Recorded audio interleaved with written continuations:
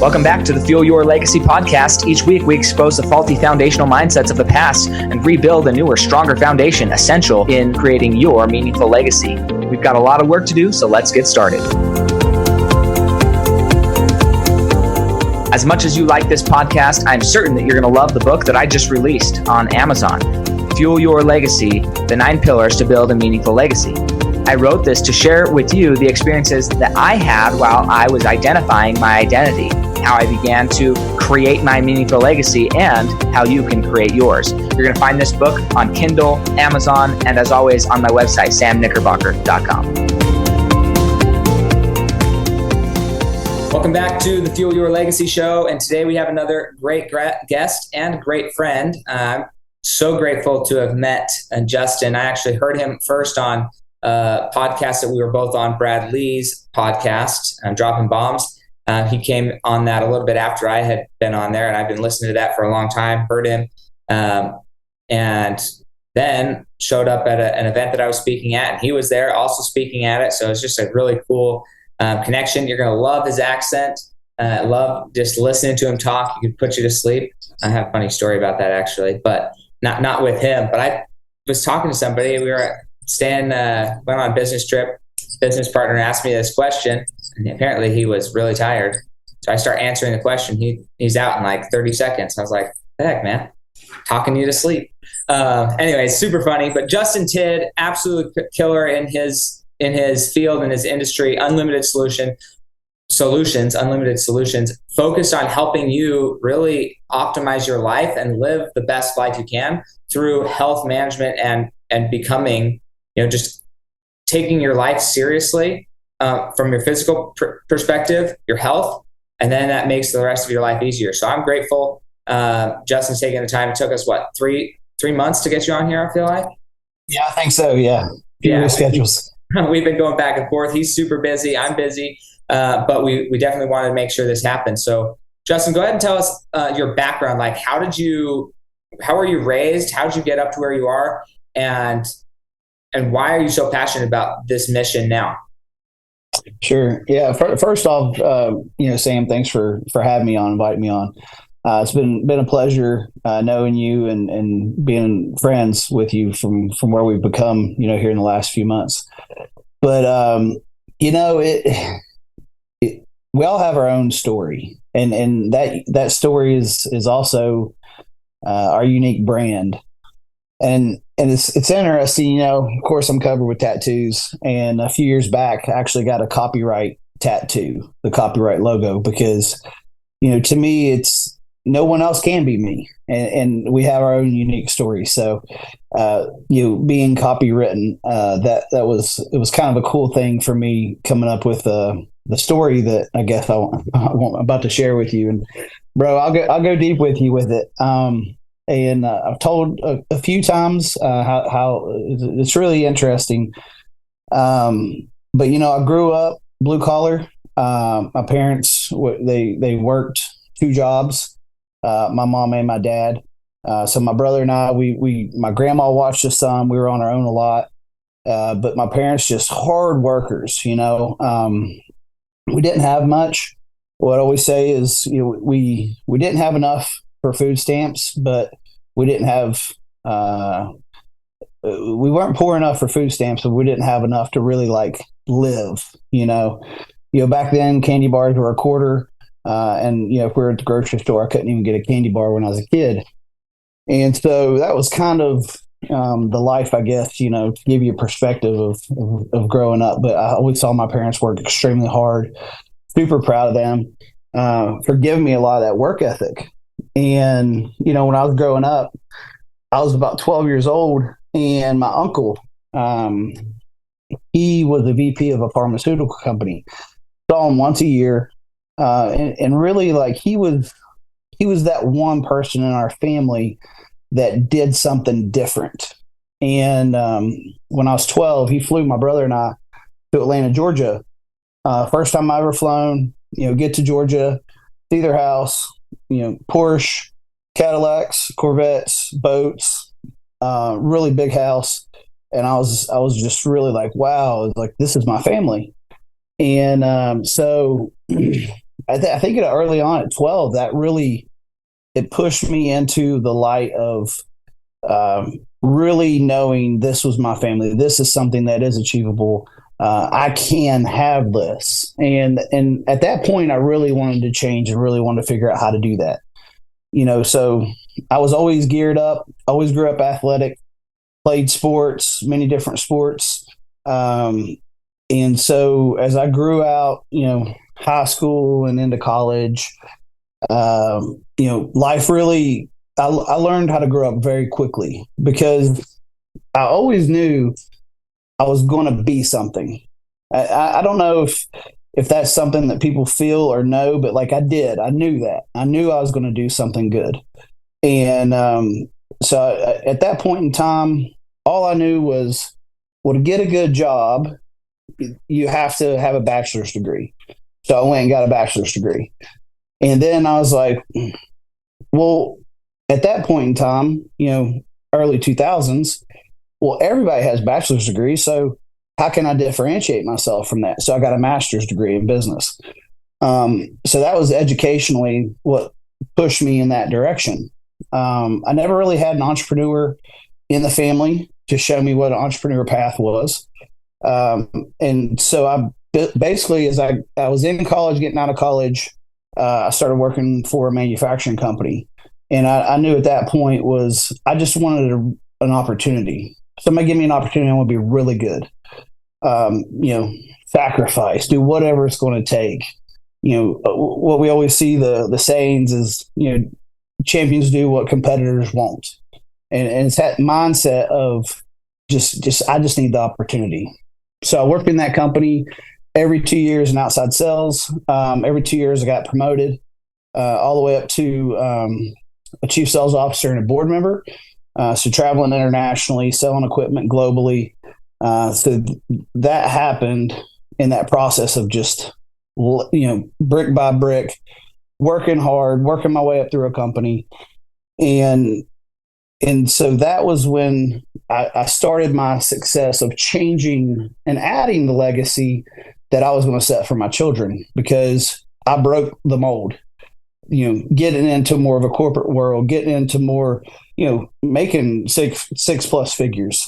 In my I was in my late 20s. But what's interesting about the process, like that sounds great. Okay. Guy comes in, works his way from the ground up in a company. Okay. Doesn't happen a lot anymore. Somebody be with a company that long. But during this process, when I was 22 years old, I was on a sales call. I was out in Indiana, and I was traveling back. I stayed at my aunt's house in Lexington because it was really late at night. So about 4 a.m., I get a phone call that my daughter, she was about 3 years old, and her mother was killed in a car accident. So, at 22 years old, as I just began my job into sales and trying to climb this ladder, now I just found out that I was a single father. So, of course, I drive home early in the morning as soon as I get the phone call. So as I'm trying to advance and do this, I'm learning how to be not only a dad for the first time, but a single dad out of the gate too.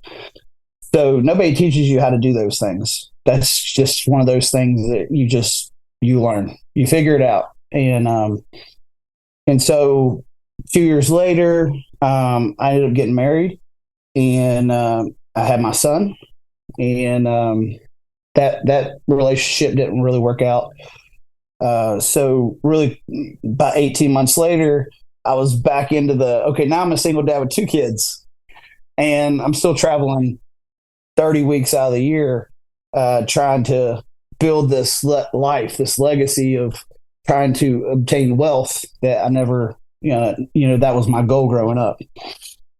And so ultimately, just to fast forward through some of that a little bit, so I was divorced twice, have 3 children, and that gets me to where I am today. Recently married, my wife has a child. We've been together 7 years.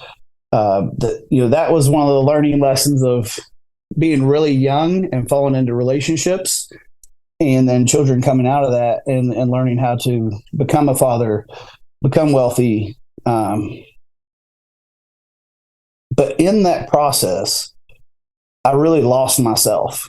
I was out with customers, entertaining clients, building relationships, letting my body go, drinking way too much, just eating food wherever, eating good food, eating bad food. Like I was just, I ate at some of the best steakhouses in the world, but my health was really, really declining.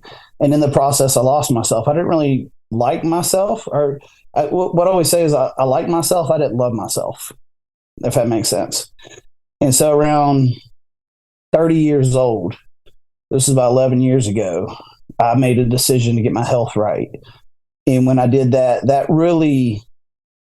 was what I needed. That was the pivotal moment when I learned to love myself. And I didn't really understand, like, getting my health right, eating clean, working out, what that was going to bring me. Because I did it like most people do, out of vanity. I did it because I wanted to look good. I was like, oh, I had the dad bod. It didn't look good. How can I, fill this void that I think I was missing because I didn't like what I saw in the mirror. So at that point in time, that's when I got really heavy into health and fitness, get myself right. A few years later, got into bodybuilding. And then, that's when I truly loved myself 100%, was comfortable in my own skin. And all that also led to me being a better father, a better friend, a better husband. Because, I look back at those failed marriages and, I was the common denominator for that. And I understand that. And I had a lot of demons I was dealing with, in that process. So now knowing this is where I am, this is who I am, and I'm a really great person for other people because I love myself. And that was huge for me in that process. And that ultimately has led me into start my own coaching business 7 years ago. I've changed over 250 people's lives. So I'm super excited about that. And it's just, it's been a really great transformation for me all around, honestly, spiritually, financially, personally.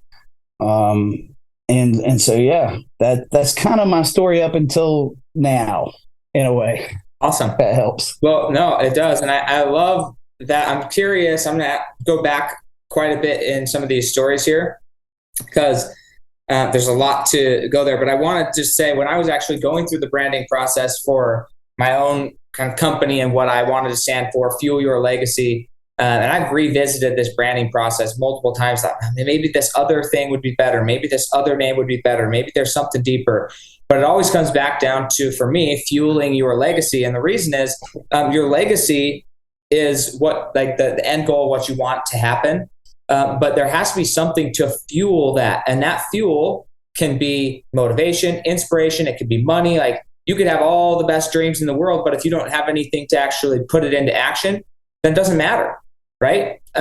You could have all the best knowledge about health, and if you don't have the right fuel, the right food to put in your body, it doesn't matter how much you know. Like, there's so many things that fuel matters. So the fuel for your legacy is where I think I want to spend most of my time. The legacy is going to happen whether you like it or not. You're going to be remembered some way or another. And even if you aren't remembered, then that's how you're remembered. You're not remembered, right? So it's like, people say, oh, I don't want to make a decision. By you not making a decision right now, that's a decision. You're deciding not to make a decision. For you not taking care of your health, you're deciding to be unhealthy. By choosing not to be healthy, you're deciding to be unhealthy, right? Or unfocused on your health, whatever it is, however you want to say it. But there's a decision. Every time you're making a decision, there are forks in the road. You don't get to choose both very often, if ever. You're making a choice in the road and you're going one way or the other. And you're either actively creating or you're allowing chaos to exist and atrophy to happen. And that's why I love Fuel Your Legacy. But one of the things my coach taught me was, when you're thinking of this, it has to be something that somebody would want to get tattooed on their body. Like, that's how you determine if, like, this is you enough. And I actually believe that right now, I don't know that I would ever get a tattoo because I don't think I'm a tattoo type person personally, Not that I have against, I think they're beautiful. I just don't want to ever do that to myself.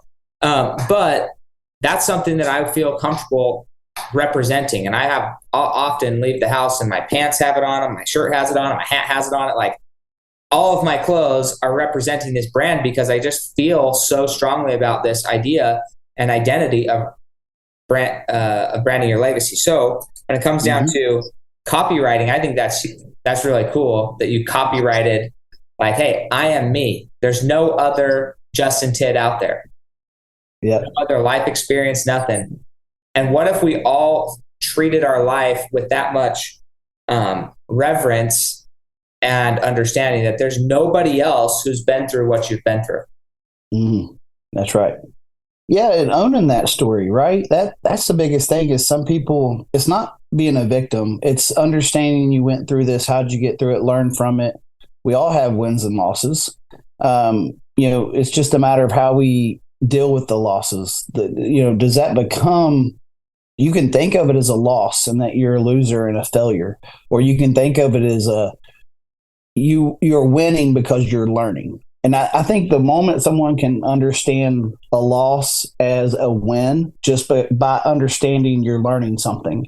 Now, it's what you do with it after that. You learn from it, and then can you adapt?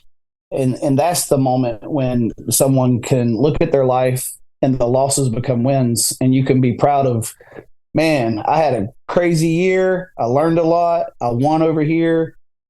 I shouldn't have done some of those things. Never do them again. But then I lost here. Next time I do that, I'll be better at that.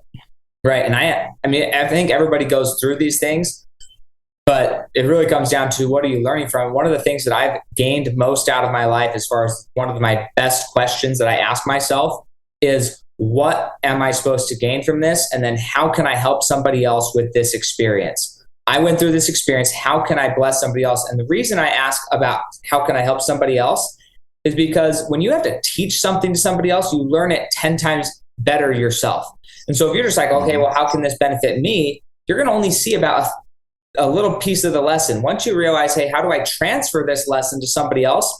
Then you have to make it even simpler. You have to deduce the lesson even more universal. And once it gets down to that universal truth, then you can see how it applies not just to your relationships, but to your finances, to your family, to your faith, to your fitness. It applies everywhere. But if it's still just in the event or the facts of the experience, like, oh, I learned never to do X, Y, Z again. Well, that's great. But what's the principle about why that even became a thing? What's the underlying thing of how do we level the playing field across all areas of our life and apply it by principles? And this is just a funny story about principles. I don't know if some people won't find it funny, but I thought it was funny and it's part of my life. So whatever. But when we got married, my wife and I, we had two different perspectives on holidays and birthdays, primarily birthdays, where a birthday for her, it was like always a big celebration. All the family came over. Everybody said it was a big thing. For us, I didn't really feel like families were a big deal in my childhood.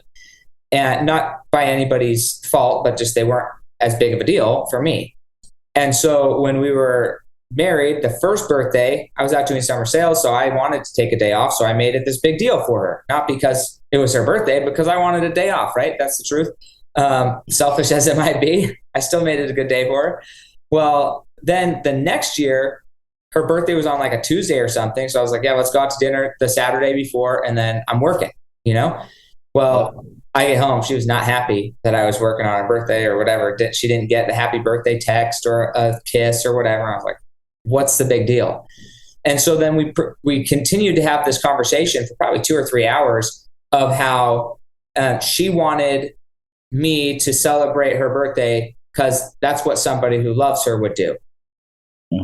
Right? And so she's using this emotional argument of why I should do something.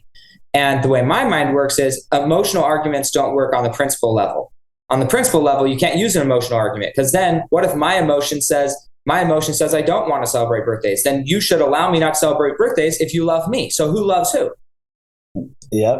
It's like if we're doing the emotional side, it doesn't work. So after about an hour and a half, 2 hours of having this conversation, she's crying. I'm probably not crying. I'm probably just an annoying husband at this point. But we're having this conversation.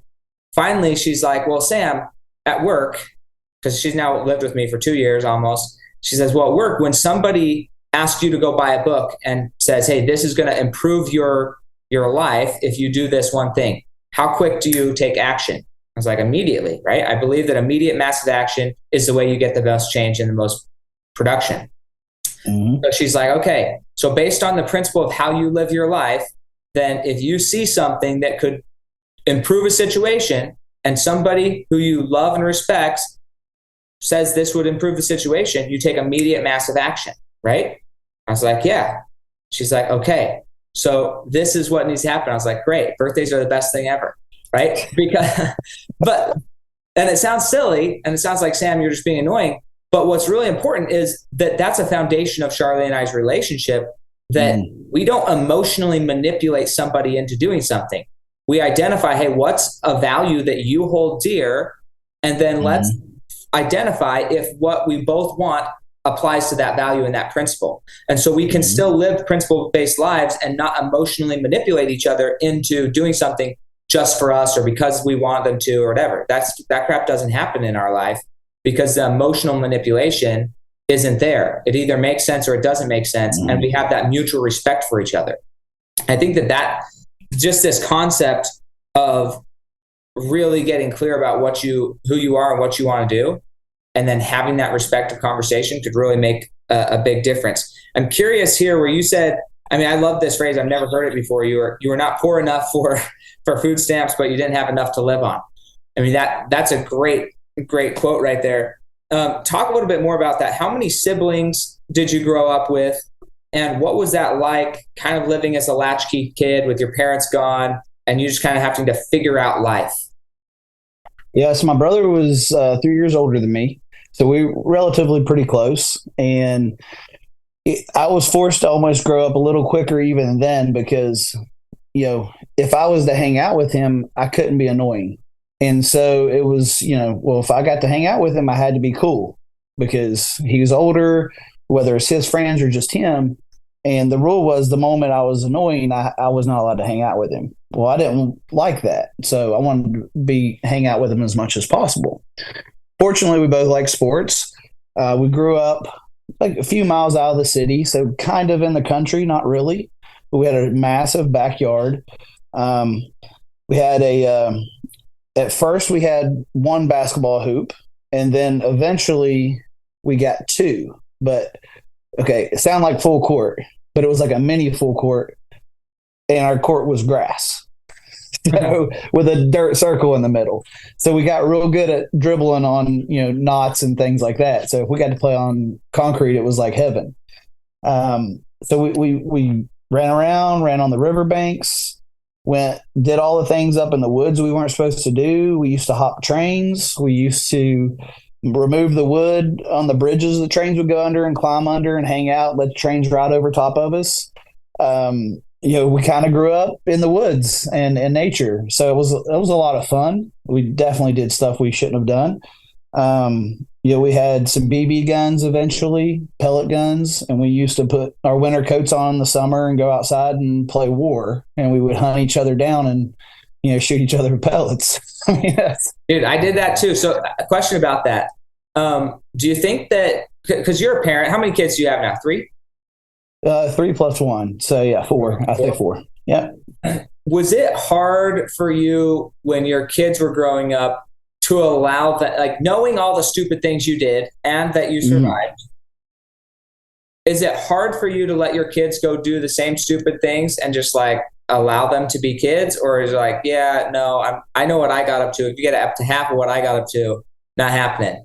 Right. How did you navigate that? Because most of your kids are older now. I'm like old, but they're teenagers or older. So, well, what changed was when I was a kid growing up, and we had 4 TV channels, and those 4 TV channels only worked off the antenna on the roof. So if the wind would come or storm, Dad would have to go up and move the antenna. Somebody would be in the front yard, oh, right there, stop, no, go back. And he's up there trying to get the TV to work. And so we didn't have technology. We didn't have a computer. We didn't have phones. And so we had no distractions. So we had to find something to do outside.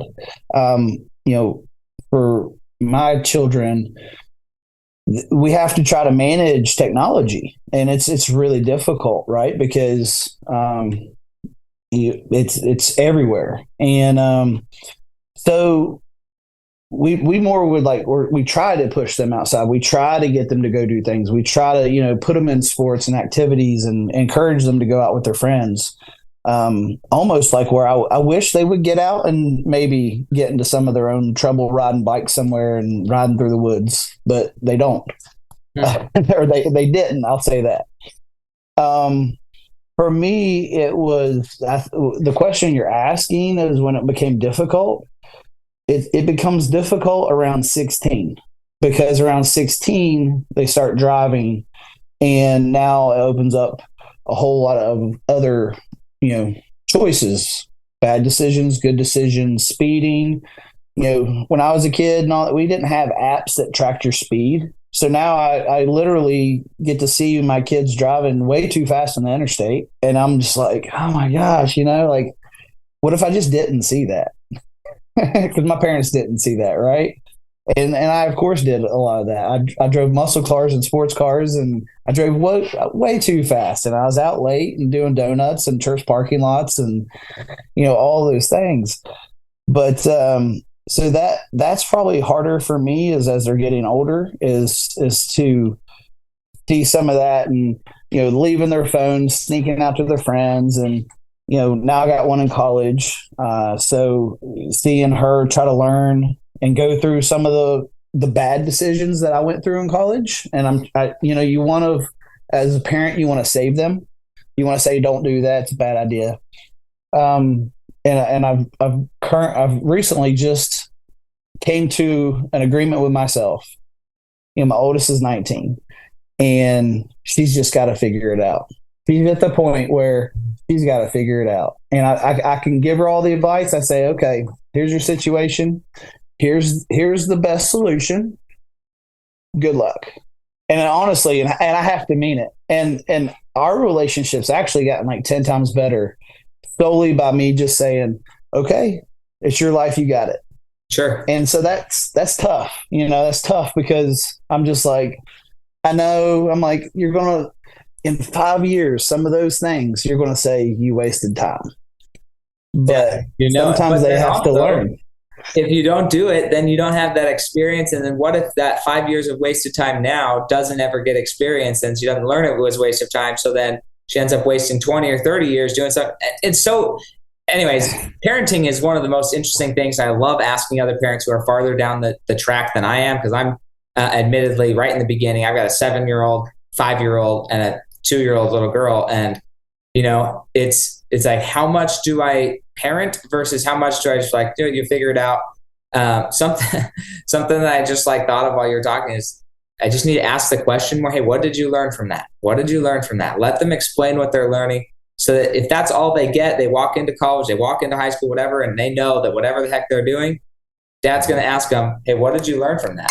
If that's what they get, then that's a good thing. That's a good question to always be, hey, what am I learning from this? Because if I'm not learning anything, that's a bigger problem. But yeah, it's just crazy. Yeah. We called it 5 second, right? You had 5 seconds to run, and then we were shooting you with a BB gun or something, and we never wore padded clothes. We probably should have. We never wore goggles. Probably should have. It's like all the things that you do as a kid, just stupid stuff. Stupid stuff. And then it's just like, now we're adults and we think, oh, we don't want our kids to do that. It's crazy. I want to bring go for it. I'll tell you something right quick that I started implementing. I read an article one time, and it had something to do with like an FBI psychologist and how you can relate it to your children. And instead of being like, you have to clean your room before you go anywhere, you have to do this, you have to do that. The question is, well, how will you be able to go to Sarah's house if your room looks like that? And it makes them think differently. And they're like, oh, okay.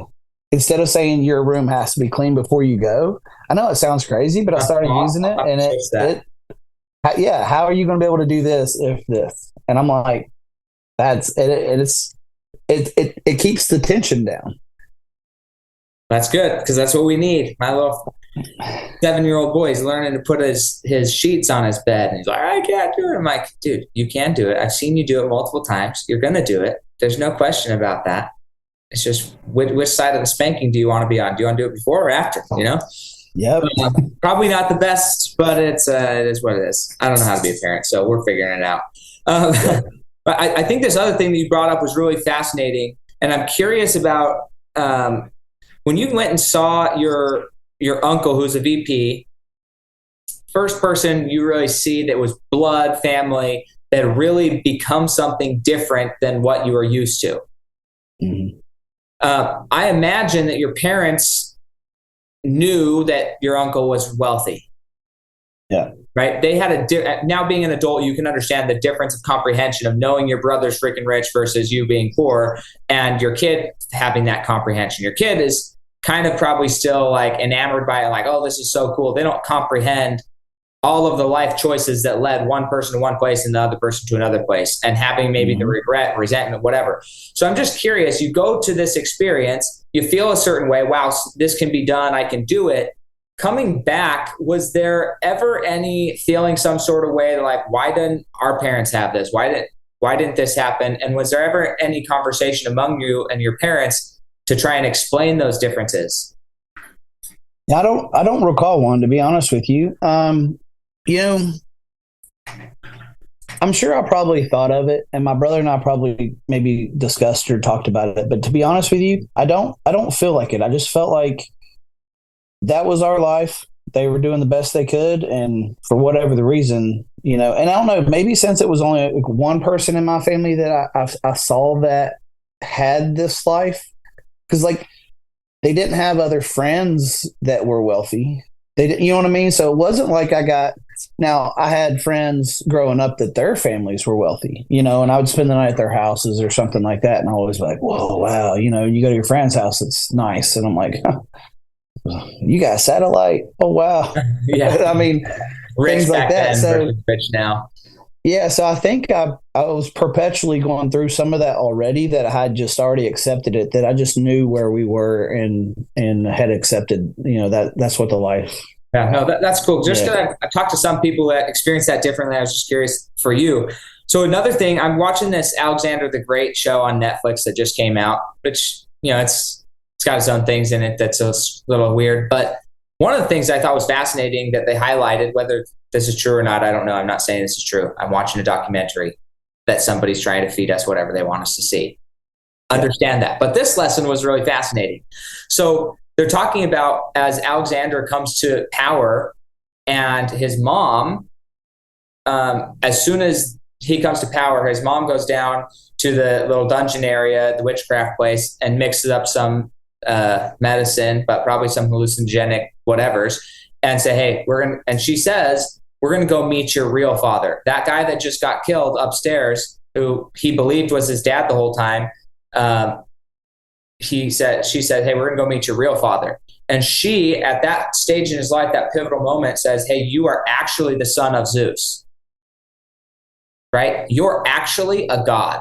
You actually have been anointed with this power. Like, you are supposed to be the person, right? On the flip side, and he was of Macedon, this tiny little area when it started. On the other side was Persia, and King Darius had just come to throne within a few months of each other. They both did. But Darius, in their culture and in their upbringing, in the Babylonian culture, was that they served the gods. The gods were on a different level. They served the gods, and the gods may or may not be happy with what was going on. And part of their lot in life was to try and serve the gods and make the gods happy. Mm-hmm. So what I learned from this is the juxtaposition. What do you believe you were meant to do? What do you believe your identity is? Right? If you come out of that experience going to your uncle's house believing, hey, if he can do it, I can do it. I'm destined for greatness. I'm destined to become financially successful. I'm destined to achieve all that I want out of life. Versus somebody else who thinks, maybe I can. I'm supposed to. It's for the right person, right? All of these different things. The person who believes he's a god and is going to go claim what's his acts differently than the person who is trying to please the gods, because the gods could be anything. The gods could be social media. The gods could be the people around you. The gods could be your parents. They could be your own impressions of what you think somebody thinks about you. It could be the laws of the land. The gods could be anything in that scenario. So do you believe you are a god, or do you believe that you're there to serve the gods? And I'm not talking necessarily in deity perspectives here, but what do you believe about yourself and what's your identity? And that changes the certainty on the battlefield. That changes the certainty in how you wake up and do something in the morning. That changes when it comes to your health. Do you believe that you have a healthy body if you treated it right? That your body, by the way, if you're watching this, Justin and I don't look anything alike, by the way. Justin's waist is skinnier than mine. His shoulders are probably a few inches wider than mine. His back's ripped. He's just absolutely crushed. And I'm not that way. Now, does that mean that I'm probably in this scenario, I'll be honest, probably more in the serve the God health side. And you were at a point where you were improving your health out of vanity, just like, well, I just want to look better. I'm just tired of looking the way I do. I want to look better. And it isn't until later that you start saying, no, like my body actually is better. It feels better. I am better when I have this optimal health. Talk about that transition when you're helping clients go from, hey, I really should do this. I'm supposed to do this. I hope this is what I'm supposed to do, to where it becomes intuitive of who they are to have peak health. Okay. I'll go back just a little bit, because, as I was kind of coming through that and into who I was, I believe there's three things that motivate us. It's power, it's money, and it's image. That's the three things that I believe motivates, and it can be shared. It can be only one. I remember through the process that, money drove me hard. I was super motivated by money, but then there's also a point where you get enough money that it's like, there's the motivation's missing, maybe a little bit. But what happened was my motivation turned into power. And then, I wanted to be in control of things. That's when I started my own business.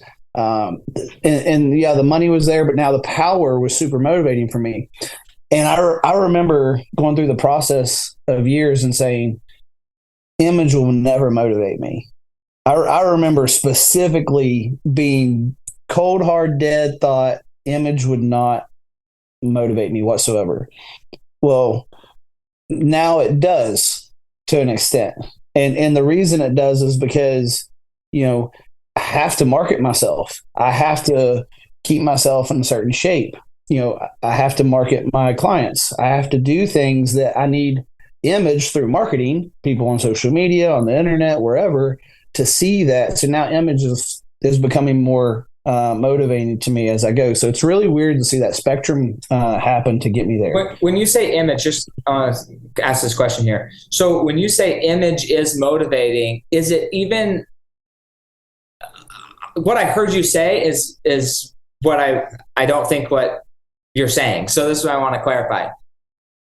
You're not motivated by image based on like the vanity of I want to look good, as much as I understand that my image is part of my brand. My image is part of helping other people. It's part of this. So still, from what I heard, image isn't necessarily a motivator. It's an acknowledgement that you must maintain an image to have the desired results in your business that you want, rather than being the end goal of the result. Well, and in that process, though, right, I have to be more visible. So, think celebrity status if you want to think ultimate image. Now, I don't want to be there by any means, but I have to be known to be to open up the market space for more consumers. So I have to be known. So my image, to me, the more people see me, the more opportunity I have to help more people. Now, at the end of the day, from a coaching standpoint, the reason I do what I do is because I want to help as many people as I can. And so the more I'm known, the more I can help. And I do believe I'm, a fitness coach, nutrition coach.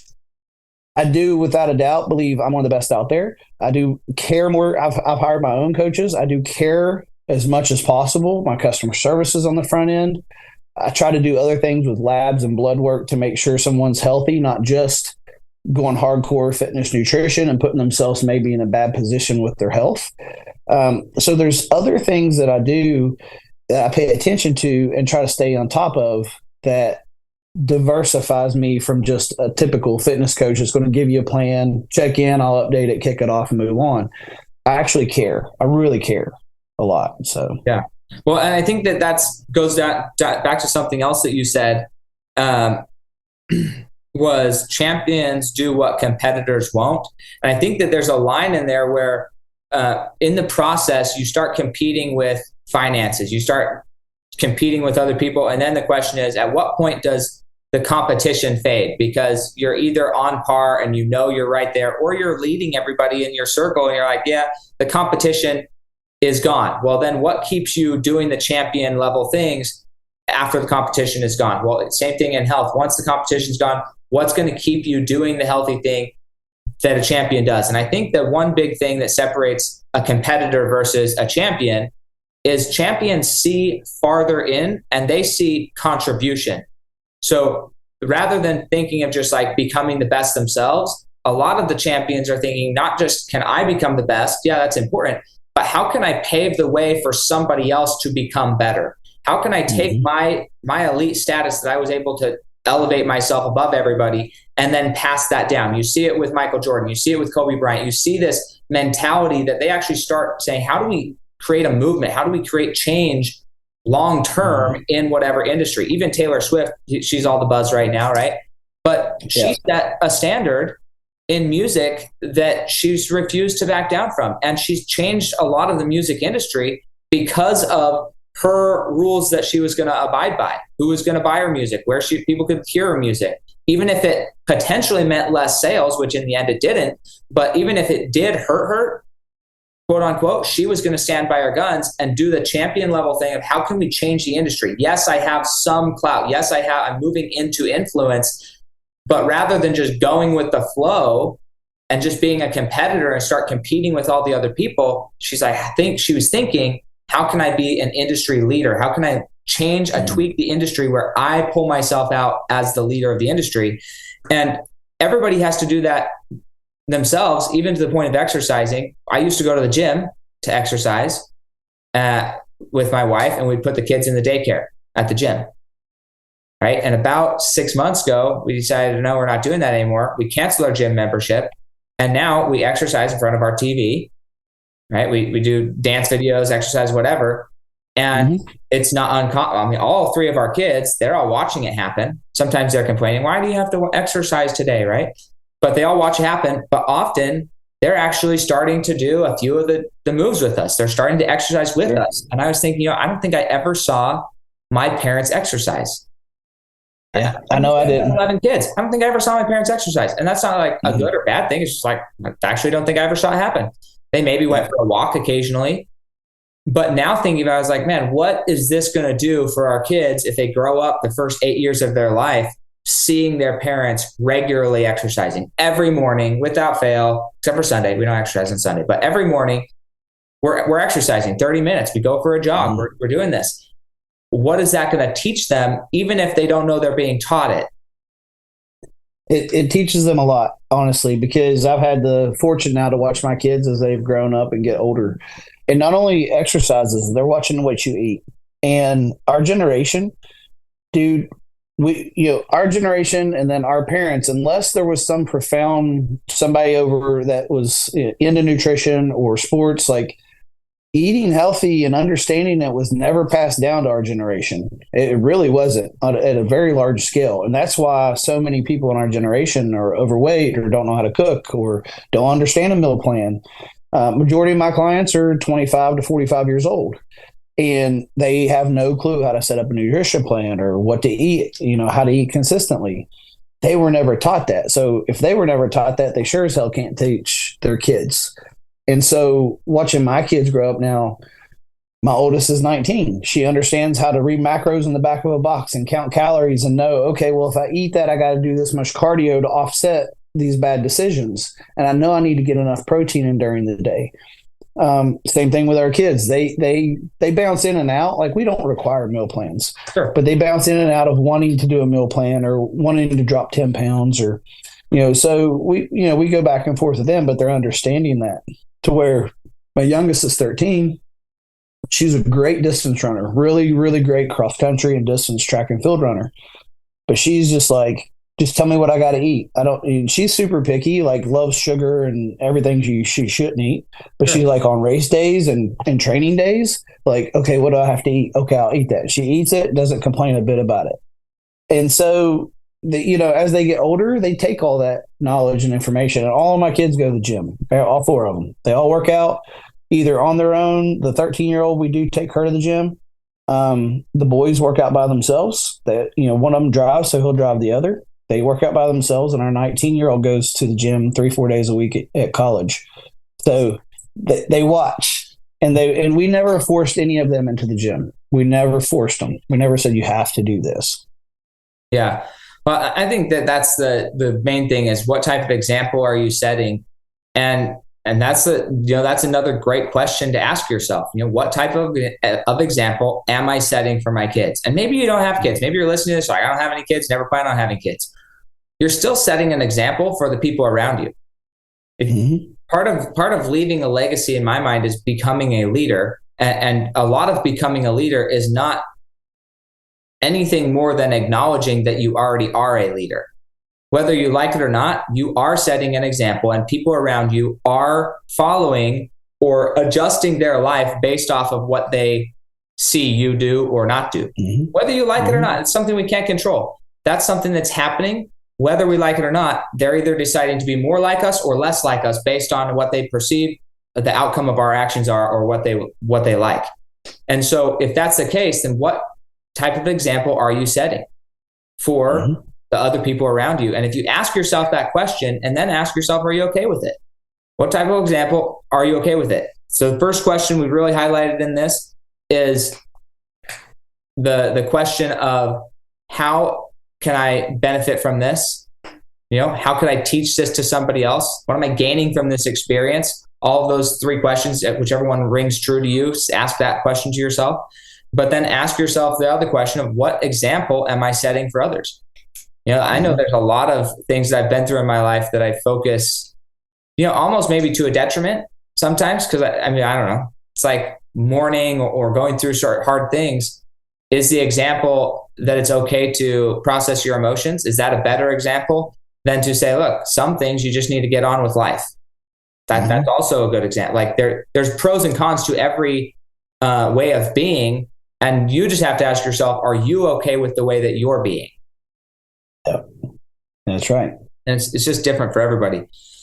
Man, we ran out of time here. I have more questions. We'll have to schedule another one in like 6 months. Yeah, for sure. No, but if somebody wanted to work with you, because the thing I would say about Justin is he really does care. Met a lot of people in this industry. There's a lot of people who want to sell you a program. They just want to, and if you're not into winning on that program, they're not going to. One of the things about Justin is he wants to work with you, but he doesn't really want a bunch of clients who just want to buy something from him. He wants the people who are absolutely committed. He doesn't need your money.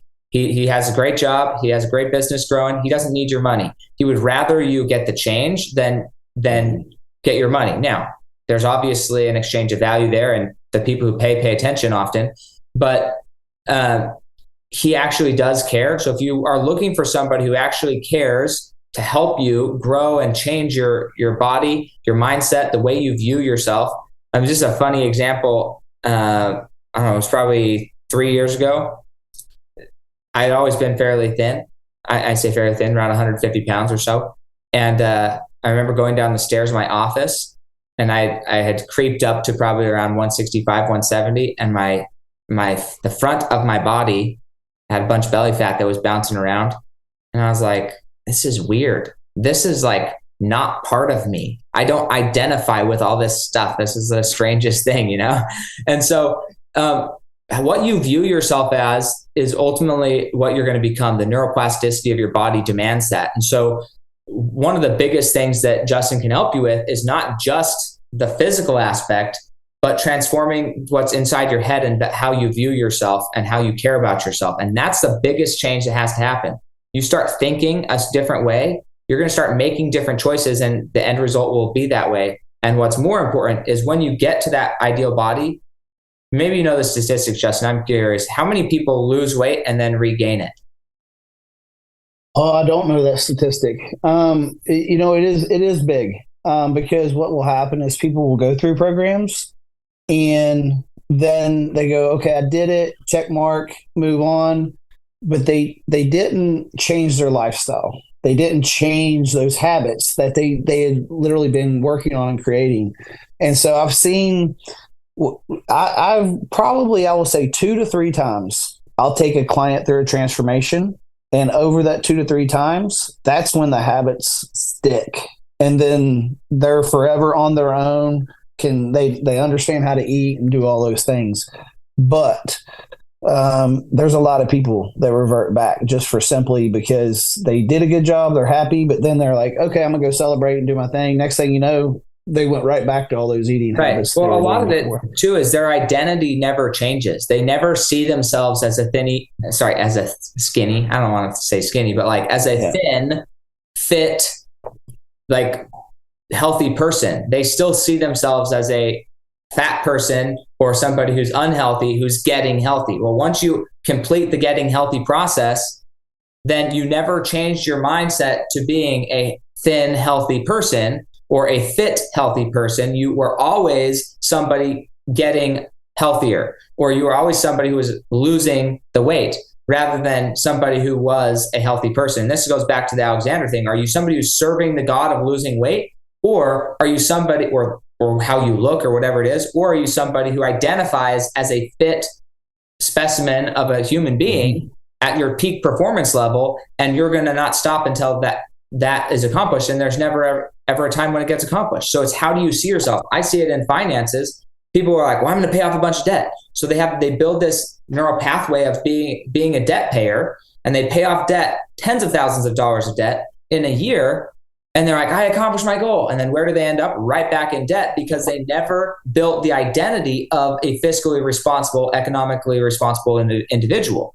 They never built the identity of a long-term saver. They never built the identity of an investor. They never built the identity of somebody who's financially responsible. They always built the identity of, I'm paying off debt. I'm paying off debt. Debt's bad. And then they go right back into it because they accomplished their goal, and then they go back to it. Yeah. I will say, on the fitness side of it, the mindset shift is anywhere from 3 to 5 years before you start feeling like you're that person, instead of being like, I'm this fat person. I'm this fat person, when you're not really, but you're mentally, you still think that, you still feel it. You remember all those years. And the same thing, I'm naturally a skinny guy. I was 150 pounds out of high school. So, it took me personally, it was around 4 years for me to start coming to terms with, like, I'm not this skinny guy anymore. Like I'm 232 pounds, like 8% body fat and 10% body fat. Like, jacked. You know what I mean? I'm not skinny, but mentally it took a long time to like change that shift. And yeah, so 3 to 5 years, I've seen it take people to come to terms with themselves that they are really who they are. Like, no, you're actually lean, mean, and look great. You really are. Yeah, no, I love that. Well, where do they reach you if they want to get in touch with you or be coached by you, mentored by you? Where do they contact you at? Instagram's always the best, Tid_Justin. Or you can go to the website, justintid.com. That's 2 Ds, JUSTINTIDD. But yeah, that's the 2 best ways. Okay, awesome. Well, hopefully you guys do that and go and at least go follow him. He's constantly giving good content through his Instagram. And that's one of the other things. Like when you're going to go ask these people for help, they give out so much free content. Show some earnest, show some like action on the front end. You don't always have to just go pay somebody to get free the value out of it. They want you to pay them if you're going to be committed to it. But if you just want to find out what he's about and learn more about him and maybe start taking action so you can see some of the own personal transformations, then go start there. Go start following him on Instagram, follow him on YouTube, follow him on these places, go to his website, and then just start engaging. And that's where it's all going to start for you in that transformation. So thank you so much. Thank you, Justin, for making this happen. It's a long time coming, but I'm glad we did it. Yeah, me too. Thanks, Sam. And we'll catch you guys next time on the Fuel Your Legacy Show.